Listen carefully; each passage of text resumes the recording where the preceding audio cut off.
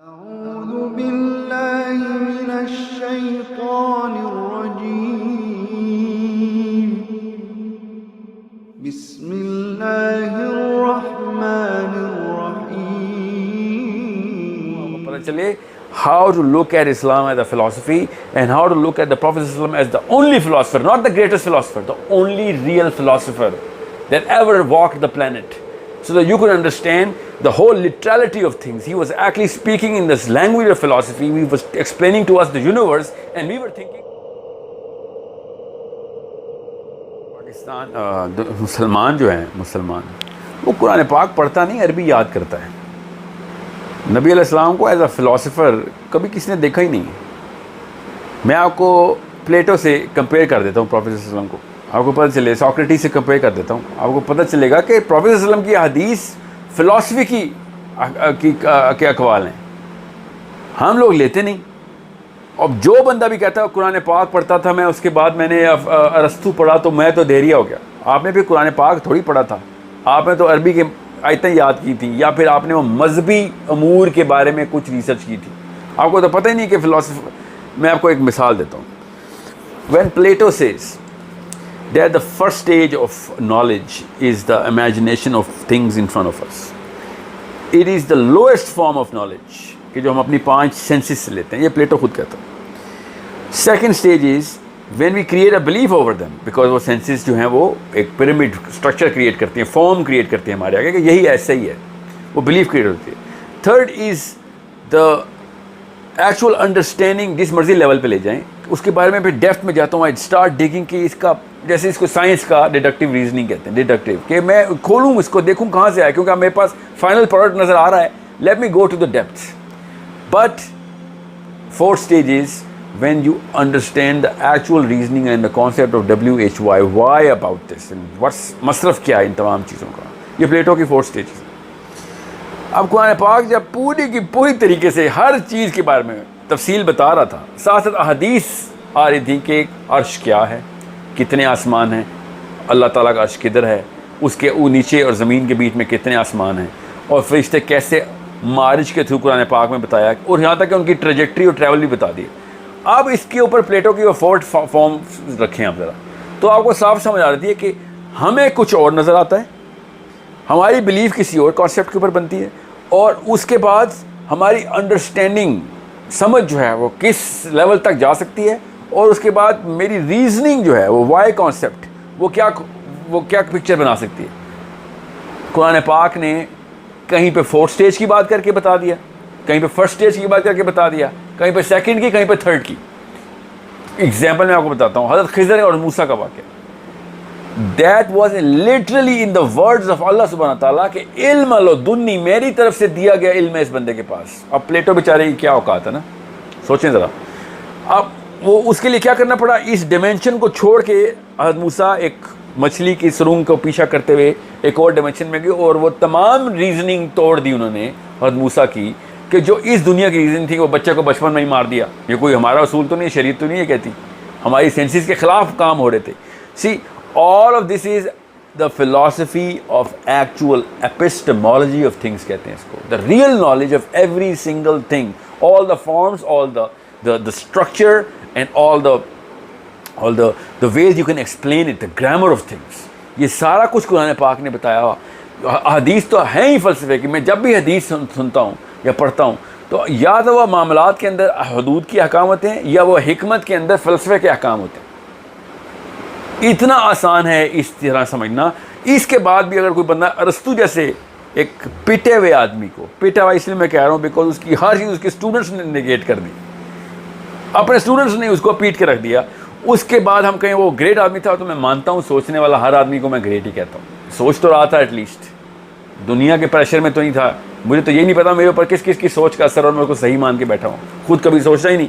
سو ارسطو یا Darwin whoever، وہ جب نیچے تک آتا ہے تو لوگ یہ سمجھتے ہیں کہ یہ بلیف لیول کی بات ہے، یا اس کو انڈرسٹینڈنگ میں بھی لے آتے ہیں.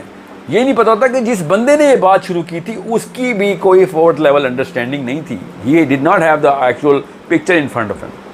اور this is why the prophets whenever they speak they have the picture in front of him. ان کو صدیق نبی اللہ تعالیٰ نے جب سورہ مریم میں کہا تو صاف بتا دیا کہ کچھ ایسے ہیں کہ جن کو میں نے پورا اسپیکٹرم کھول کے دکھا دیا. صدیق نبی ہیں. کیسے؟ معراج کے اوپر کیا کیا چیزیں دکھائیں. اب عبداللہ بن عباس کی حدیثیں ہمیں سمجھ نہیں آتی بیکاز ہم 5 سینسز استعمال کرتے ہیں. آپ کو کیسے بتائیں سدرۃ المنتہا 6 آسمان کے اوپر جڑیں تھیں اور 7ویں آسمان پر سدرۃ المنتہا کے پھل تھے. عام دماغ اس کو کیسے پکچرائز کرے؟ آسمان کا کانسیپٹ نہیں پتہ. وہ پھلوں کی تصویریں تک بتا رہے ہیں, شیپ بتا رہے ہیں اللہ کے نبی علیہ السلام کہ وہ کیسے اس کے پر ہاتھی کے کانوں کی طرح کے تھے, پھل کس طرح کے تھے اس کے. پھر دو دریا ہیں, نیل اور فرات, جو کہ سدرۃ المنتہا کی جڑ سے نکلتے ہیں. آتے کہاں؟ ہماری دنیا میں آتے ہیں.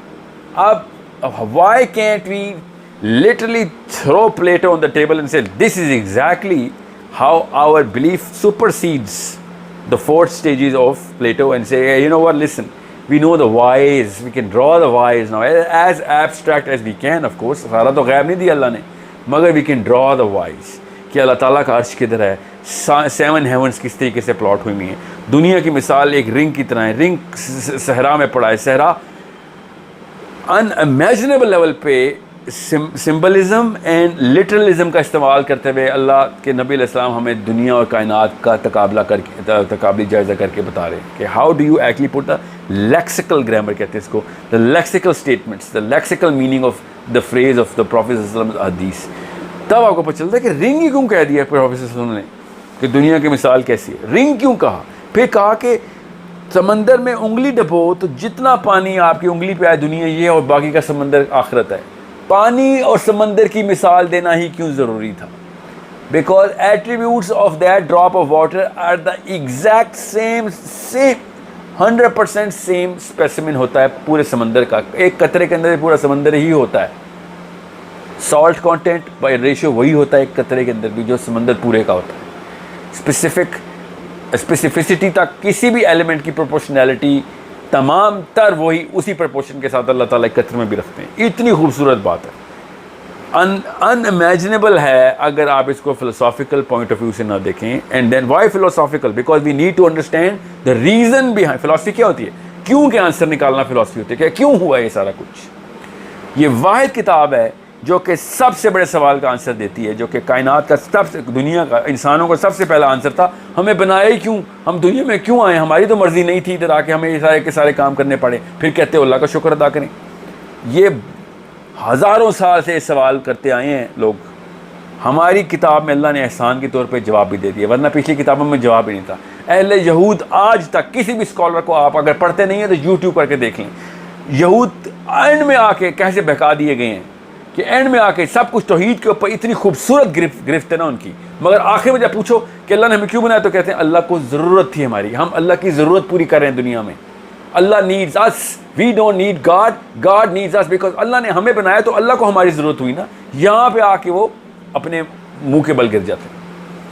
قرآن واحد کتاب وہ جو کہتی ہے انا عرضنا الامانۃ علی السماوات والارض والجبال فابین ان یحملنها واشفقن منها وحملها الانسان انه كان ظلوما جهولا, کہ یہ جاہل اور ظالم یہ خود تھا جو خود آیا یہاں پہ. ہم نے تو کہا تھا ہر ایک کو کہ کس نے لینی ہے کس نے نہیں لینی. اس نے کہا نہیں میں نے لینی ہے یہ پوری امانت, میرے سر پہ ڈالیں, میں اپنی مرضی سے آنا چاہتا ہوں ادھر. انه كان ظلوما جهولا, یہ اس سے زیادہ کلیئر فلسفہ کیا, کیوں کا آنسر کہاں سے دیں. پرپز آف لائف پر چل گیا کہ بوجھا اپنے سر پہ خود ڈالا میں نے. میں آپ کو مثال اس لیے دے رہا ہوں آپ کو پتہ چلے how to look at Islam as a philosophy and how to look at the Prophet ﷺ as the only philosopher, not the greatest philosopher, the only real philosopher that ever walked the planet, so that you could understand the whole literality of things. He was actually speaking in this language of philosophy. He was explaining to us the universe and we were thinking متشابہات کی باتیں ہو رہی ہیں کہ سورج جو ہے وہ روز رات کو اللہ کو سجدہ کرتا ہے اور صبح اجازت مانگتا ہے پھر طلوع ہوتا ہے. رات کو فزیکل اینٹیٹی بتا دی اللہ نے قرآن میں, دن کو فزیکل اینٹیٹی بتا دی, حالانکہ رات تو ایک شیڈو ہے. یہ اعتراضات آ رہے ہیں, یہ نہیں پتا کہ فلسفے کی. جب پلیٹو یہ باتیں کرتا ہے تو کہتے ہیں واہ واہ مقرر کیا بات کی ہے پلیٹو نے. سقراط کی کیا ہی بات تھی کہ ان کی بڑے بڑے جو فیٹ ٹرمینالوجیز کو ان کا انٹلیکٹ سمجھ لیتے ہیں, حالانکہ بات ان کی اتنی سطحی ہوتی ہے کہ عام بندہ بھی سوچتا ہے کہ what's the point, what's the use of all of these things that you're saying. مر گیا مگر abiogenesis اور asexual reproduction کے اوپر ہی مرا نا ارسطو. He couldn't really come wrap his head around the fact کہ کس طریقے سے اللہ تعالیٰ نے نظام جو ہے نا پہلے سیل سے آخری سیل تک کا پہنچایا. We are the people with the book which explains the first cell to the last cell. End of days کی last entity کی بھی انفارمیشن دے دی کہ کہیں یہ نہ ہونا کہ ہم یہ سوچیں کہ دنیا پتہ نہیں کہاں سے کہاں پہنچ جائے گی اور میں پیچھے رہ جاؤں گا. دنیا کی آخری حد بھی بتا دی اللہ نے کہ اس وقت کیا ہو رہا ہوگا جب سور پھونکا جائے گا. سو ایک درخت کو جب پتہ ہوتا نا کہ وہ درخت ہے اس کا مصرف کیا ہے, ایک پھل فروٹ کو پتہ ہوتا ہے اس کا مصرف کیا ہے. یہ ہم جیسے بندے ہیں جن کو ہمیں اپنا مصرف نہیں سمجھ آتا, صرف اس لیے کہ ہم عام سے بندوں کو دیوتا بنا لیتے ہیں اور جو اللہ نے خود نبی بنائے ہوئے ہیں ان کو ہم عام سا بندہ سمجھ لیتے ہیں. دس از دا اونلی پرابلم. اور اللہ کی دی ہوئی کتاب کو ہم عام سی کتاب سمجھ لیتے ہیں. اللہ تعالیٰ نے اسی لیے پلیٹو کے جواب میں ہی کہہ دیا کہ first you believe then you will understand. اس نے کیا کہا تھا؟ First I understand then I believe. Literally پہلے مجھے دکھاؤ پھر میں مانوں گا تو میں سمجھنے کی کوشش کروں گا. اللہ نے کہا پہلے مانے گا تجھے سب سمجھ آ جائے گی. تیرے دروازے میرے ہاں میں نے دل سے کھولے ہوئے ہیں, تو سمجھ رہا کہ دماغ سے کھول رہا ہوں میں دروازے. Believe that this is the only حق in the universe. I hope I don't have to go in more detail about this. However, thank you, coffee detail میں بات سمجھ آ گئی اور آپ نے وہ فلسفہ بھی ہمیں کلیئر کر دیا کہ ہمیں کیوں ضروری ہے باقی کتابوں کو پڑھنا, لیکن اس سے پہلے ضروری ہے کہ ہمارا اپنا اسلامک فلسفہ بالکل کلیئر ہو تاکہ ہم دوسرے کو سمجھ سکیں اور اسے کاؤنٹر کر سکیں. Thank you very much.